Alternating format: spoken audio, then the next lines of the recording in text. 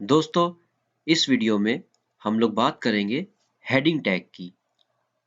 सबसे पहले मैं अपना first.html पेज नोटपैड में ओपन कर लेता हूँ। File open, desktop open.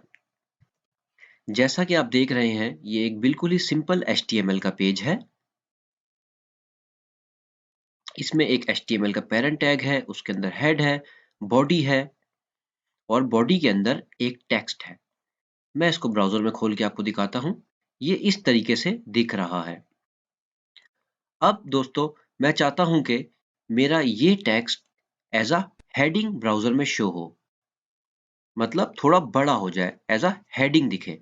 तो मैं इसको इजीली अचीव कर सकता हूं with the help of H1 tag.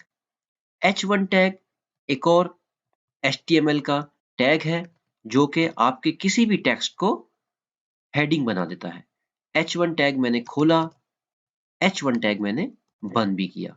अब इस टैग के अंदर मैं अपनी this is my heading text लिखूंगा और जब मैं इसको ब्राउजर में खोलूंगा तो जैसा कि आपने देखा, ये बड़ा हो गया, हेडिंग बन गया। HTML के अंदर 6 हेडिंग टैग हैं। मैं आपको हेडिंग 2 टैग डिफाइन करके बताता हूं। सिर्फ मैंने यहाँ पे H2 हेडिंग टैग लिख दिया। एक मैं आपको हेडिंग 3 भी लिख के दिखाता हूं। यहां पर मैंने H3 लिख दिया। अब मैं अपना ब्राउजर खोलता हूं। जैसा कि आपने देखा, ये मेरी हेडिंग 1 है, ये मेरी हेडिंग 2 है, ये मेरी हेडिंग 3 है। और ये मैंने किस तरीके से अचीव किया? ये मैंने H1 के टैग से अचीव किया।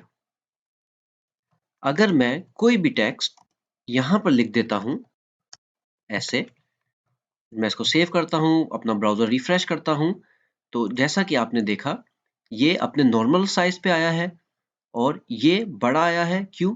क्योंकि मैंने इस टेक्स्ट को हेडिंग टैग के अंदर लिखा है। सो दोस्तों, ये था हेडिंग टैग्स HTML के अंदर। अगर आपने कोई हेडिंग बनानी है, हेडिंग डिफाइन करनी है, तो आप H1 टैग जो कि हेडिंग टैग है HTML का इस्तेमाल करते हैं। अब मैं आपको मिलूंगा अगली वीडियो में।